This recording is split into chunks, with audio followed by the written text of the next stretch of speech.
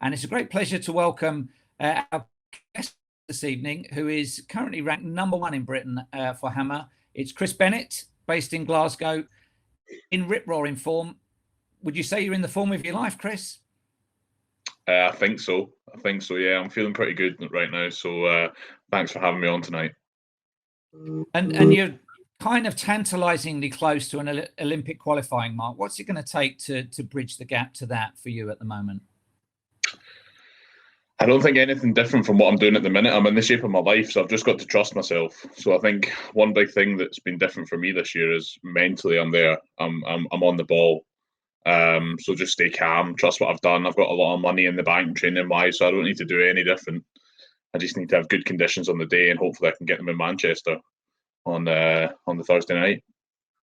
And Manchester was a bit of a kick in the pants for you when you competed there in the British Championships last year. I think that was the trigger for you going into a fairly intense winter spell.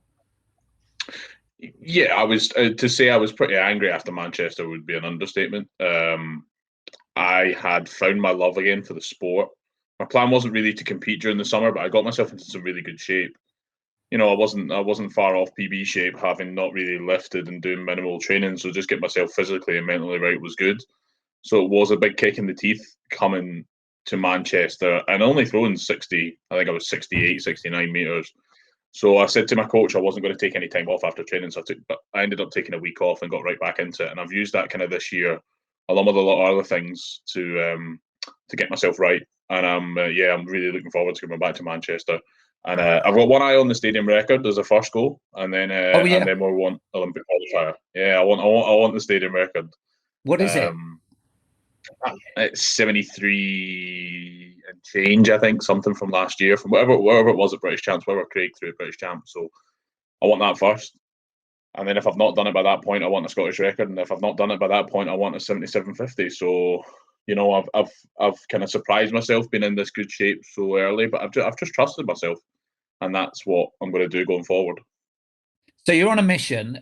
For those of us that kind of understand fast tracks and fast runways, how would you assess the circle in Manchester? Is it a good one? Yeah, I like Manchester. It's a good setup at Manchester, and they've got one of the new Thor hammer cages, so it's actually quite easy to see through. A lot of the time, you've got the net that can be a little bit disorientating because if it's a different colour. So I really like Manchester as a place to throw, and I actually liked Manchester before it was regenerated because it's got that small stadium atmosphere. And if you've got a crowd in there, like we will hopefully have in Manchester, then it's going to feel like the crowd's on top of you, and the atmosphere is going to build. So I'm really looking forward to competing in Manchester on the Thursday. And yeah, it's an important part of the season for me because it'll be the only time I get to throw at Manchester before British trials. So it was important, and I'm just glad that the meet's put on a hammer because it's hard to find comps in this current environment. So I'm very appreciative to you guys at the Manchester Invitational for putting a hammer comp on for us. Let's talk about your last couple of years, because there's been a few notable elements, starting at first and most naturally with your driving, because I have been a passenger in a car where you've been driving, and it is a white knuckle experience. You went pro as a delivery driver for a while, didn't you? What was that like?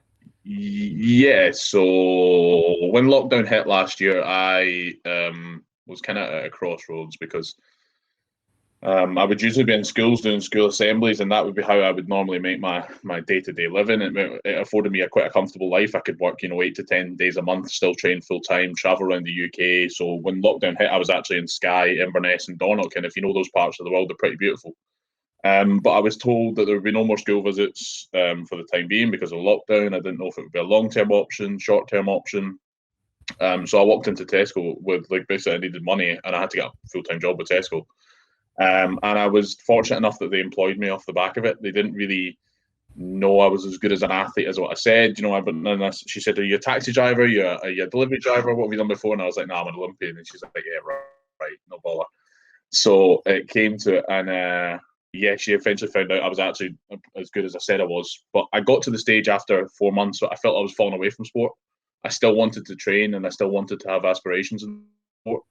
So for me, lockdown was almost a blessing in disguise because it got me mentally right and physically right for the shape I'm in this now. Because I don't think if the Olympics were last year, I would have been there. And I'm quite open about saying that. I don't think I was in the best shape. I was probably trying to find the love for myself and find the love for my sport again. So I'm just thankful that it's kind of a blessing in disguise for me, and with Olympics has been postponed a year. So yeah, it was different, but I went part-time and I'm now on a career break from them, so I'm thankful for them. And I've got the time off for 5 months to kind of fully focus on athletics and just put everything I can into getting towards Tokyo. So if this represents a high for you, things going well, good new coaching arrangement with Frosty. What was the low point for you in life and sport, looking back? I would have said Gold Coast. Gold Coast. I had wanted to go there and win a medal. I was in the shape of my life. I wasn't in as good shape as I was in just now, but I was in pretty good shape. You know, I'd spent a lot of time and effort, and that was the focus.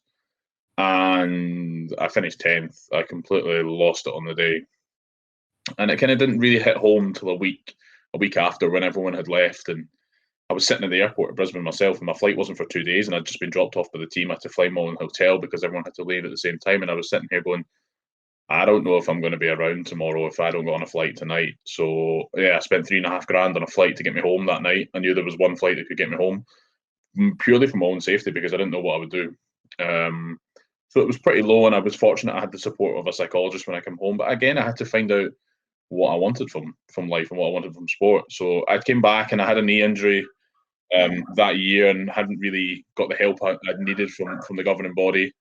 So had decided that I was going to move to Frosty and just find my love for the sport again. And it took me a while to do that. It took me a while to have that belief to actually say, do you know what, you can make a team again, you can do things. Because I was happy for finishing like 4th, 5th in the British Championships, and I was like, I look back at that now, and that's not me. I'm competitive. I want to be on the top of that podium. I want to be beating people. If people say they're going to beat me, I want to beat them, and that's me.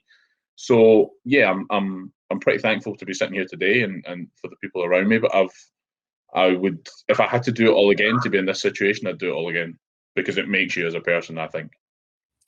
And at that low point, as a sport, we're better at sort of understanding and talking about stuff like this. What would you say to somebody else that might be going through that as a result of lockdown or just loss of form or a crisis of that nature? Always speak out. It's easier to speak out than it is to bottle it up. I would rather have a conversation with you than be at your funeral. Is the best way I can, and that's a deep thing to say, but it's always, I always think that we as a sport should be doing preventative measures to help this. It should be not even, prevention is not the right word, it's more an intervention, because it's like putting the seatbelt on after the car crash. We should be managing athletes, and we should be talking to athletes about these things, and I think we should be doing it, having it as part of our coaching courses as well. So for me as an athlete, I found it hard to speak to someone, and it was someone who I didn't know really well who I spoke to. And if that's what you have to do, you have to do it. But the best thing you can do is actually just speak to someone and go out and have a conversation.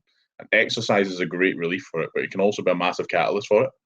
So step back, have a speak to someone, and life will be okay. The sun always rises tomorrow, and it has for me.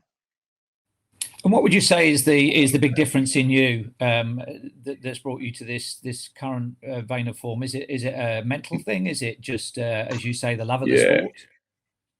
Mentally, I'm there. I'm more robust than I've ever been. You could throw things at me, and I'm comfortable with it now. So I challenged myself over the winter. I stopped. So I challenged myself more. I took myself out of, put myself in uncomfortable environments. I challenged where I train. I train in different places, different circles, different weather conditions. If it's raining outside, I'll still go outside and throw. There's no point in shying away from it.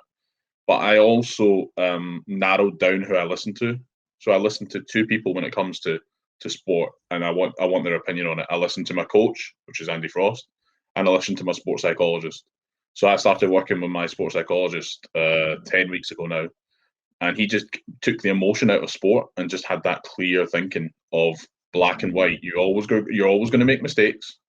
You have to acknowledge those mistakes and move on. So for me, it's been game changing, and just I've changed my routines. I keep my routines the same, so the routine for training and competition is always the same. So yeah, it's been a thankful process, and I'm just glad that I have 2 people who trust me, and I trust what they do. And that's the big thing for me this year, is I trust the people around me, and I trust myself mainly, because I'm the one that's got to go out and perform. I'm looking forward to seeing what you can do in Manchester, because I think you've nothing to lose, and it's a you've obviously got various goals that you can go for in that competition at the Manchester Invitational. Just before we move on to your Fast and Furious Famous Five to conclude, a specific question, and it's something that way back I remember going to watch Alan Bertram train adjacent to Edinburgh Airport with his group. And I think as throwers, you often have to find bits of wasteland, farm fields and things like that to throw into. Is it then a psychological barrier to then get into an international standard cage where you're almost having to throw through a letterbox where the gates close in on you? And it's how have you addressed that? By then putting yourself in that environment. That was one thing that massively affected me in Manchester for last year. Was I trained off a concrete square, sorry, in a field next to Edinburgh Airport, and I hadn't trained in that cage environment. So I now have to put myself in that environment, and I have to put myself in uncomfortable situations. So we've got the facilities at Limerick now where we can do that. We can throw in a cage, we can throw indoors, we can throw outdoors, we can change where the circle's at. So the net's right close to you, the net's really far away. We always train with the gates closed. And I think as an athlete, you have to make yourself robust. I'm not going to kid myself on here. I can't get into a 50,000 seater stadium and throw every single time to make that work, because just the way our event is, we damage the football pitches. So we're not going to have that. So I have to do everything I can within my power to challenge myself. So sometimes at training, we'll try and put ourselves off. We'll have sessions where Frosty gives me different cues to what he would normally do, and it's just all about me focusing in on what I've got to do. So the process is the same no matter where you're throwing, whether it's a concrete square, whether it's a circle out the back of a track, or whether it's an unplayed final. The process should always be the same in how you get there, because at the end of the day, there's no difference. You've still got the same pair of shoes on your feet. You're still wearing the same kit. You're still throwing the same hammer. So you have to deal with the pressures of that environment. But it's about making your routine and your preparation the best that you can within that. So that's what we've done this year, and thankfully it's paying off.